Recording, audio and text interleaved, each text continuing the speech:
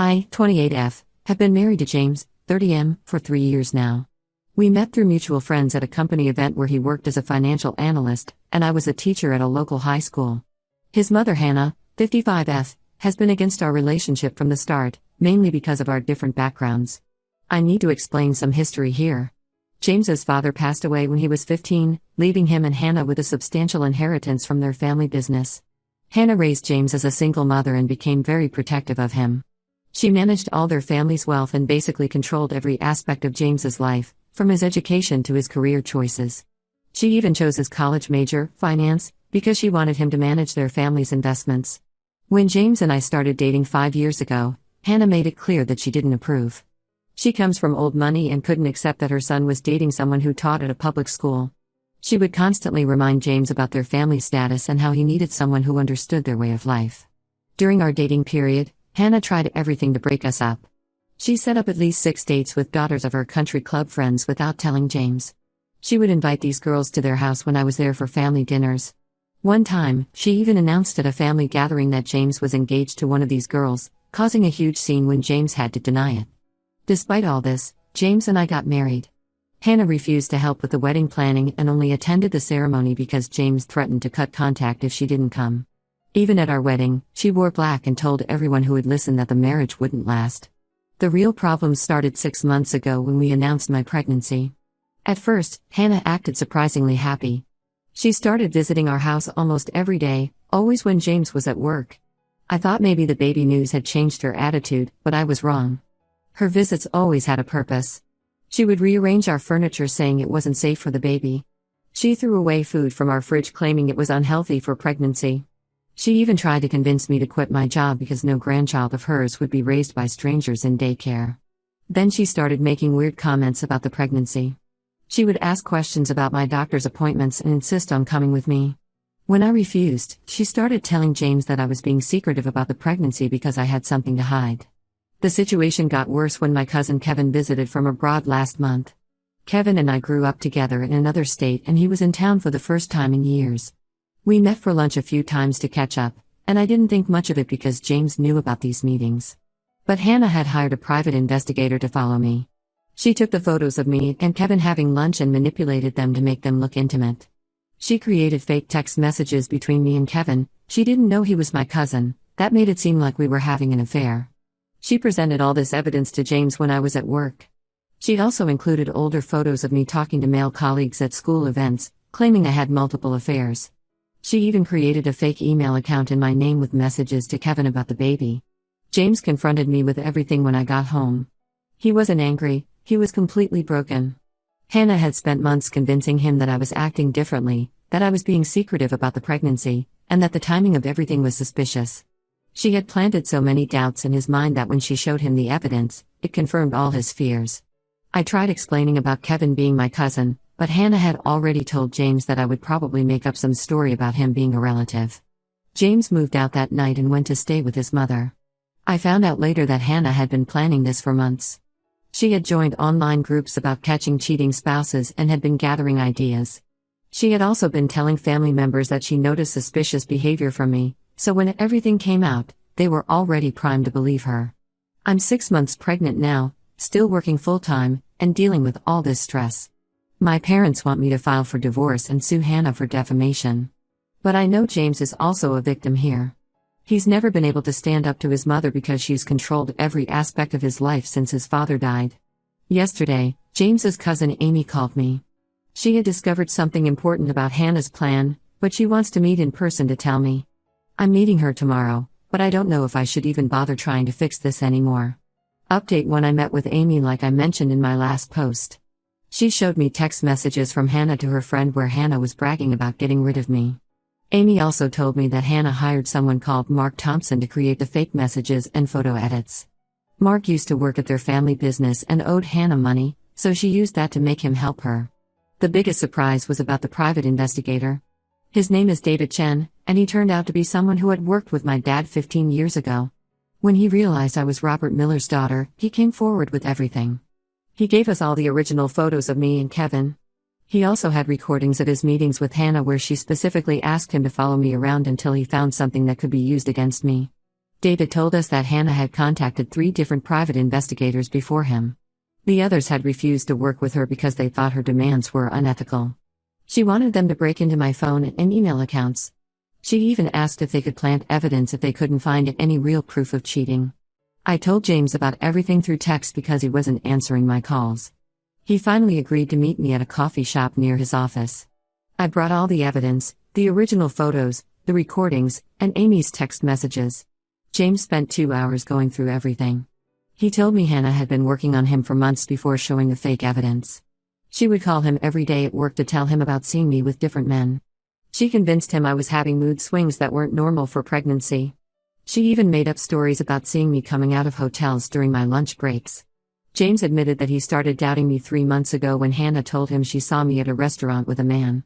That was actually a parent-teacher conference with a student's father, but Hannah made it sound different.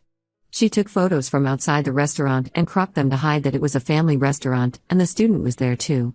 While we were talking at the coffee shop, Hannah showed up. Amy had warned her about our meeting. Hannah started yelling about how I was manipulating her son again. She tried to grab the evidence from the table, and when I stopped her, she pushed me hard enough that I fell off my chair. The coffee shop staff called an ambulance because I was pregnant. At the hospital, they kept me overnight for observation. The baby was fine, but the doctor said I needed to avoid stress. James stayed with me the whole time, and that's when he told me everything about his relationship with Hannah. After his dad died, Hannah had a mental breakdown. She spent 3 months in a hospital, and James had to live with his aunt. When she came back, she became extremely controlling. She wouldn't let James go anywhere without knowing exactly where he was and who he was with. She chose his friends, his clothes, and even his hobbies. James wasn't allowed to date in high school. In college, Hannah picked his girlfriend, the daughter of her friend. When that girl broke up with James because of Hannah's interference, Hannah blamed him for not being good enough. She made him change his appearance, his car, and even the way he talked to match what she thought was proper for their social status. The police came to the hospital to take my statement. They arrested Hannah for assault, but she was out on bail within hours. She started calling everyone in the family, telling them I attacked her first and she just defended herself. Some people actually believed her because she had spent years telling them I was unstable. James finally blocked his mother's number and told her to stay away from us. We filed for a restraining order the next day. But Hannah's sister Linda started attacking us on social media, posting about how we were ungrateful and trying to destroy their family. Linda even contacted my school principal to complain about me. Right now, we're staying at my parents' house because Hannah knows where we live and we don't feel safe there. James is finally seeing his mother for who she really is, but this whole situation has been really hard on him. The court date for the restraining order is next week, and our lawyer said we have a strong case because of the hospital records and the coffee shop security footage. I've also found out that several other women who dated James before me had similar experiences with Hannah. 2 of them contacted me through Amy to share their stories. We're collecting all of this information for the restraining order case. Update 2: A lot has happened since my last update. The restraining order was granted, but Hannah found ways around it. She got her friends to keep track of us and report back to her. She even convinced the security guard at James's office building to tell her when James came and left work. We found out Hannah had been planning everything longer than we thought. Amy discovered emails from a year ago where Hannah was already discussing ways to end our marriage. She had been talking to a woman named Patricia who runs a social media group about protecting sons from gold diggers. The emails showed Hannah had been planning this even before I got pregnant. The emails also revealed that Hannah had contacted 3 of James' ex-girlfriends. She offered them money to say I had threatened them. One of them, Rachel, came forward with screenshots of Hannah's messages. Hannah had offered her $50,000 to say I had stalked her and threatened to harm her if she tried to get back with James. When Rachel refused, Hannah started spreading rumors at the country club that Rachel had stolen jewelry from her house during her relationship with James. But things got worse at James's work. Hannah had donated a lot of money to his company's charity foundation over the years, so she had connections with the senior management. She told James's boss that I was mentally unstable and had threatened to harm myself if James ever left me. She claimed I had faked the pregnancy to trap James and that I was now faking the assault at the coffee shop to get sympathy. Some of James's co-workers started treating him differently. They would stop talking when he entered the break room. His boss suggested he take a leave of absence to sort out his personal issues. When James refused, they moved him to a different department with less responsibility. Hannah also started calling my school again. This time she spoke to parents she knew from her social circle who had kids at my school. She told them I was unstable and shouldn't be teaching children. 3 parents complained to the principal. I had to take early maternity leave because the situation was getting too stressful. Last week, we discovered something that changed everything. Amy was helping us move some of James's old things from Hannah's house when she found Hannah's old journals. The journals showed that Hannah had done similar things to James's father before he died. She had accused him of cheating, turned his family against him, and even tried to get him fired from his job. James's aunt confirmed this. She said their father hadn't actually died from a heart attack like Hannah claimed. He had taken his own life after Hannah's accusations destroyed his relationship with his family and ruined his career. Hannah had managed to keep the real cause of death secret from James all these years. The aunt also told us that Hannah had been in therapy after her husband's death, but she quit after 3 sessions when the therapist suggested she might have a personality disorder. She had been on medication briefly but stopped taking it because she claimed she didn't need it. James broke down completely after learning the truth about his father. He went through his father's old things and found letters his dad had written to him explaining everything, but Hannah had hidden them. The letters warned James about Hannah's behavior and apologized for not being strong enough to protect him from her. We decided to move to another state after the baby is born. James found a job at a different company, and I already have interviews lined up at several schools. We're not telling anyone where we're going except my parents and Amy. Hannah somehow found out about our plans to move. She tried to freeze James's access to his inheritance, claiming he was being manipulated and wasn't mentally fit to manage his finances. Thankfully, James had already moved his money to new accounts she couldn't access. The harassment charges against Hannah are still ongoing.